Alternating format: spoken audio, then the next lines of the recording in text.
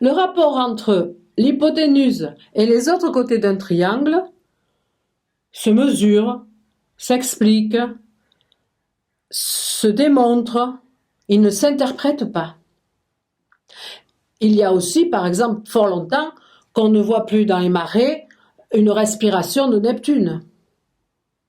En revanche, vous allez interpréter les mots ou les gestes d'un ami. On peut interpréter les événements historiques de la journée du 14 juillet 89. On peut aussi interpréter le fait que, actuellement, les syndicats ont de moins en moins d'adhérents. Classiquement, on oppose la méthode des sciences de la nature à celle des sciences de l'homme. Celle des sciences de la nature serait plus objective, elle serait quantitative.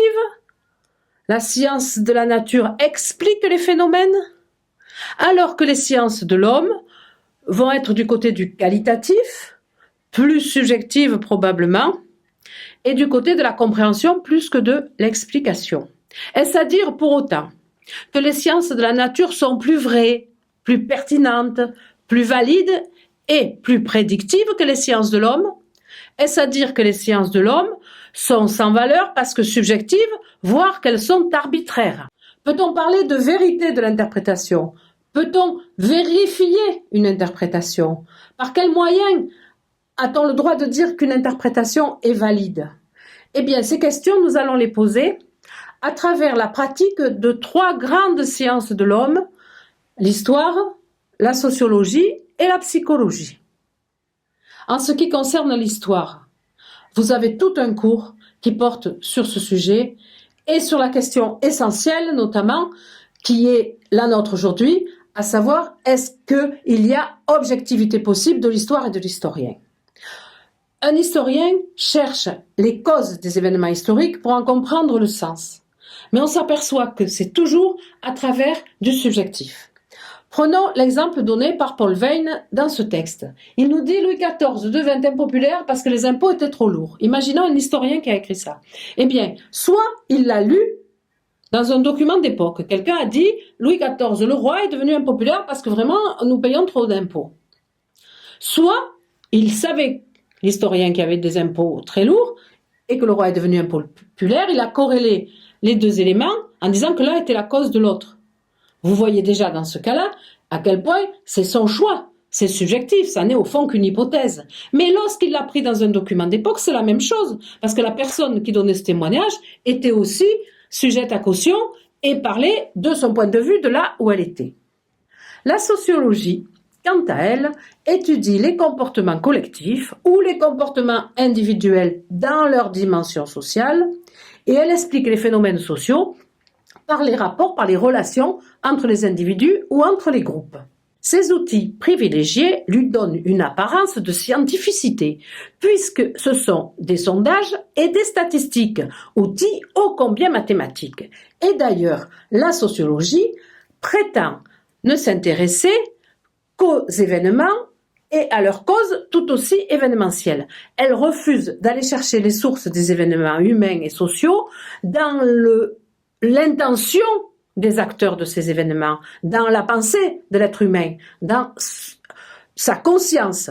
C'est ce que disait le papa de la sociologie, Émile Durkheim. Aujourd'hui, en sociologie, bien au-delà des simples statistiques ou des simples sondages, qui étaient déjà des données mathématiques, on assiste, grâce au big data et à l'énorme possibilité de collectage de données en quantité massive, à la création d'algorithmes qui permettent, disent-ils, de prévoir certains événements et donc éventuellement de les prévenir. Ces algorithmes sont utilisés par exemple par les renseignements, les services de renseignement, pour voir où, à quel moment, à quel endroit il y a un risque de terrorisme. C'est le moment de reposer à nouveau notre question. Est-ce que cette science humaine qui s'appelle la sociologie a une part d'objectivité ? Est-ce que ce chiffrage de la réalité sociale est pertinent? Est-ce qu'il va permettre effectivement la prédiction? Eh bien, que l'on fasse des statistiques ou que l'on face des algorithmes dans tous les cas. On est dans un calcul de probabilité, il n'y a aucune certitude. On n'a pas atteint la vérité absolue non plus. La troisième science humaine que nous devons interroger sur sa scientificité, sur sa capacité à donner la vérité, c'est la psychologie. C'est le domaine privilégié de l'interprétation. Et plus particulièrement à l'intérieur de la psychologie, la psychanalyse. Dans la psychanalyse, nous avons face à face deux personnages qui surinterprètent. Nous avons d'abord le grand malade, schizophrène et plus encore paranoïaque, qui est dans un délire et un délire interprétatif. Tout ce qu'il voit a du sens à l'intérieur de son histoire, à l'intérieur du roman qu'il se raconte, à l'intérieur de son délire. S'il voit, par exemple, deux dames parler sur un trottoir entre elles, il est persuadé qu'elles parlent de lui, et si son délire est une histoire de mafia, il est persuadé que c'est des femmes de la mafia qui l'ont repéré. Le second surinterprétateur, c'est le psychanalyste lui-même. Puisque la psychanalyse utilise essentiellement l'interprétation des rêves, des mots, des paroles ou des comportements des gens pour les aider, pour les soigner. On a même reproché aux psychanalystes d'être comme leurs malades, quasiment dans un délire surinterprétatif.